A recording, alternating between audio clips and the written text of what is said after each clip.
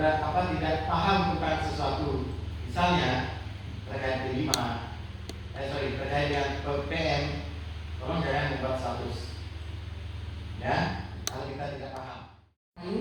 Tapi salaman dimulakan salam sahudi karena Palembang, Adil Katalinu, Bacurami, Kasaruga, Basengat, Kajibata. Harus. Selamat pagi Bapak Ibu peserta IHB. Sebelumnya puji syukur kita panjatkan kehadirat Tuhan karena hari ini kita diberikan kesehatan dan kemampuan untuk berkumpul di aula SMAN 2 Kahayan Kuala dalam acara in-house training transformasi pendidikan menyambut tahun ajaran baru 2025-2026 dengan inovasi di pengawas. Di sini sudah ada di desain di buat draft KSP 2025 revisi 2, ini revisi yang kedua kali. Ini Bapak Ibu saya sampaikan, kita mulai dari profil sekolah sebelum kita mulai ke misi karena di sini mohon penguatan dari Bapak atau di bahasa kurikulum yang digunakan. Di SMA Negeri 2 Kahayan Kuala mengimplementasikan 2 kurikulum nasional yang saling melengkapi, yaitu yang pertama kurikulum Merdeka diimplementasikan pada kelas 10 dan 11. Kemudian di kelas 12 itu kita masih menggunakan K13. Kalau tidak salah dari permen yang saya baca, kalau K13 itu sudah terlanjur masih ada di kelas 11 atau di kelas 12, katanya itu tetap dilanjutkan, kecuali untuk kelas 10 sekarang sudah tidak ada lagi pendaftaran K13, pendaftaran kurikulum Merdeka. Kalau dulu kan sekolah kita memang terlambat mendaftar, jadi akhirnya di kelas 3 kita masih tersisa 1 angkatan untuk K13. Jadi mulai tahun ini sudah tidak ada lagi yang namanya pendaftaran sekolah untuk kurikulum Merdeka. Jadi untuk kelas 10 tahun ajaran 2025-2026 sudah otomatis untuk kurikulum Merdeka. Jadi di sekolah kita berlaku diimplementasikan 2 kurikulum. Untuk kelas 10 dan kelas 11 itu kurikulum Merdeka, kemudian di kelas 12 itu masih menggunakan kurikulum 2013. Otomatis ini akan mempengaruhi di struktur kurikulum dan di sebaran mata pelajaran, dan itu juga nanti akan berpengaruh di beban mengajar Bapak Ibu. Jadi ini untuk bahasa apa saja Pak ya? Nah sekarang gini Bu Anita, coba diperhitungkan, coba dibuka permen yang ada struktur kurikulumnya yang terakhir ya, masalah ya 13 ya, permen 13 sana. Kalau di sana agak kurang lebih tidak merugikan kita sebagai guru ya, untuk pertama sertifikasi dan seterusnya, saya kira lebih baik kita mengamankan yang itu daripada kita pusing-pusing K13 apa segala macam. Toh pusat juga tidak mempersoalkan.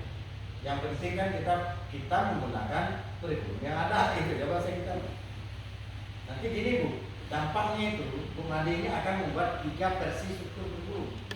Pusing kepala kita, ya nggak Bu? Oke. Kelas 12 itu menyesuaikan kelas 10, kelas 11 kan? Makanya coba dicek, ini kan kelas 10 ya Bu, yang terbaru ya, permen 13. Nah ini dari segi jumlah alokasi Bu, mirip nggak Bu? Atau sama? Sama. Nah, kenapa kita harus beda? Gitu nah.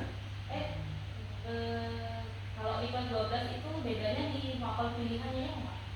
Kelas berapa? Kelas 12 sama kelas 11 itu jumlah DP-nya dia berbeda, tapi Mapel masih pilihannya aman. gimana maksudnya Bu? Mapel pilihan? Kalau di kelas 12 kan karena dia K13 itu ada istilah lintas minat. Ya. Tetap aja sama aja di kelas 11 juga mata pelajaran pilihannya juga dibuka sosiologi dan ekonomi. Ya. Kemudian untuk jumlah mengajar dan segala macam aman Pak. Nah, sekarang kembali ke Bapak Ibu. Ini yang kita sebut karena kita saat ini menyusun kurikulum satuan pendidikan Bu, Pak. Itu bukan kurikulum nasional. Kita saat ini sedang menyusun kurikulum satuan pendidikan. Kan kita diberikan kebebasan. Kita mau ngambil yang mana? Nggak ada yang salah. Daripada Bapak Ibu 3 kurikulum ya, kurikulum 2013, kurikulum Merdeka, dan kurikulum tidak punya nama. Terakhir kan tidak ada namanya. Coba, stres nggak Bapak Ibu? Kan gitu maksud saya. Sementara kalau dari sisi kita analisis SWOT misalnya, kerugian kita nggak ada misalnya gitu. Ngapain kalau ujian kita nggak ada, aman-aman saja kan? Cuma gini Bu Fani, misalnya Bu, karena kita kan akan ada TKA ya. Dengan adanya TKA itu di permen berapa lupa saya, 7 kayak berapa ya? Atau 5 ya?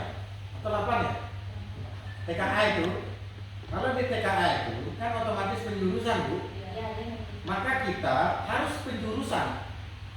Jangan ditanya lagi. Tidak boleh bertanya lagi. Harus penjurusan Bu.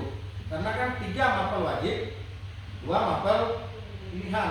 Kalau dia ngambil kesehatan atau kedokteran, pada saat nanti melanjutkan ke perguruan tinggi, maka dia wajib memilih mapel pilihan itu adalah biologi dan kimia. Itu namanya. Jadi dengan adanya itu wajib nggak? Jurusan itu wajib, nggak perlu bertanya lagi. Harus diwajibkan sudah. Itu ya. Oke. Sekarang ini, kalau maksud saya itu biar selaras itu nanti. Toh dari manapun nggak akan mempersoalkan itu, ya. Karena ini kan sudah direvisi itu nanti. Ya. Memang kita kalau disebutkan itu kan baru kita menggunakan